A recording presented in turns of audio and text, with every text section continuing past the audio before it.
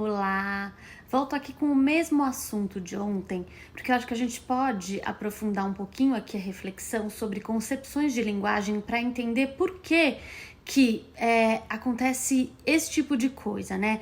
A gente fala muita gente fala sobre teoria, só que quando a gente vê na prática um reflexo de uma teoria, as pessoas às vezes não entendem o que acontece, por que fazem isso. E existe sim uma explicação teórica, eu vou tentar passar para vocês. Então vamos falar um pouquinho sobre teorias de linguagem, ó.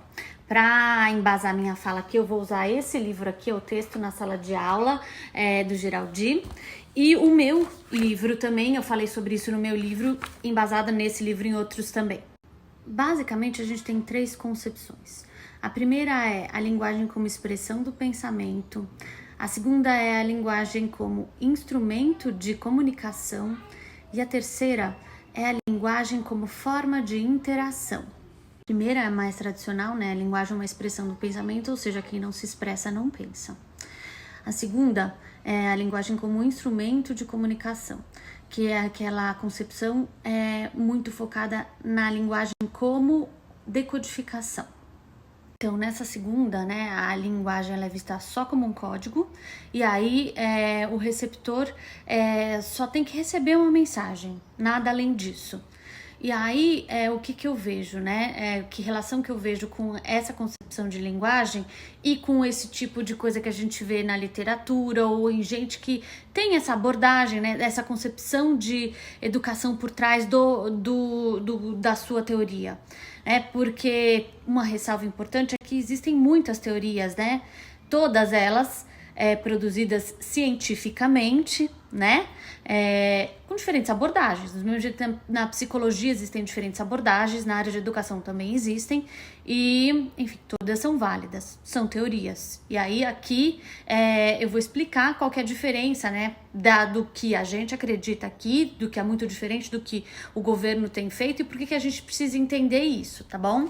Então, veja só. Quem pensa assim, né, que a língua ela é só um código, então o que cabe ao leitor? Decifrar esse código.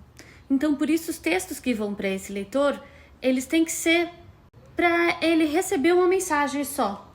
Ele recebe uma mensagem, entende essa mensagem e o que tá certo é essa mensagem.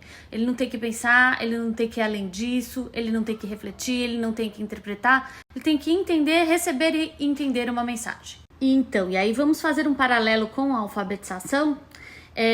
O Carlos Nadalim, que é o secretário da alfabetização, né? Ele há muito tempo está nas redes sociais com um projeto que é feito com base no método fônico. Ele diz que é base científica e é mesmo, né?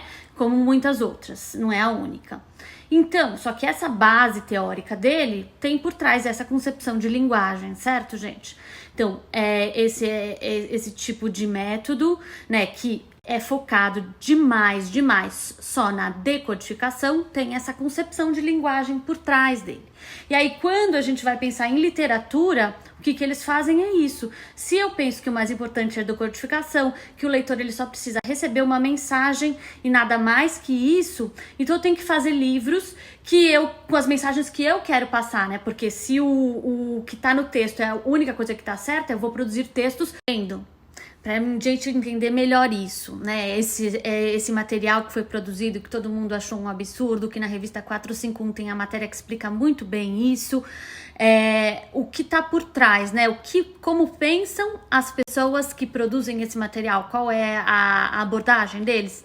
Se agora vocês conseguiram entender, quando a gente a gente faz no caminho contrário, né? A gente veio da prática para entender a teoria e não o contrário. Agora, a nossa concepção de linguagem, né? A concepção da linguagem como forma de interação, né? A teoria enunciativo-discursiva bakhtiniana, esse nome difícil, mas é bem simples de entender. Eu vou ler o trecho aqui para vocês, olha que bacana. Mais do que possibilitar uma transmissão de informações de um emissor a um receptor, a linguagem é vista como um lugar de interação humana. Por meio dela, o sujeito que fala pratica ações que não conseguiria levar a cabo a não ser falando. Com ela, o falante age sobre o ouvinte, constituindo compromissos e vínculos que não preexistiam à fala. A gente fala sobre textos de qualidade, né? Dessa literatura, né? Desse lugar da literatura que proporciona reflexão, né? Da literatura que não tem uma resposta pronta, que faz as crianças pensarem, que faz a gente conversar com elas, boas mediações, enfim, que coloca o interlocutor nesse lugar, né? Num lugar de reflexão, de interação com o texto. É isso, né, gente? Então, voltando agora à questão da alfabetização, né? Quando a gente fala no que a gente acredita na importância de fazer a criança pensar no processo de aquisição do sistema de escrita, enfim, Emília Ferreira e tudo isso mais, todo mundo fala, é restrito à alfabetização, não tem a ver com literatura. Como não, né, gente? Tem tudo a ver com literatura. Porque por trás de um jeito de alfabetizar uma criança, existe uma concepção de linguagem. E isso é muito sério, muito mais sério que tudo. A concepção de linguagem dessa pessoa vai ter reflexos no jeito de alfabetizar, no jeito de encarar a literatura, no jeito de encarar o mundo, né?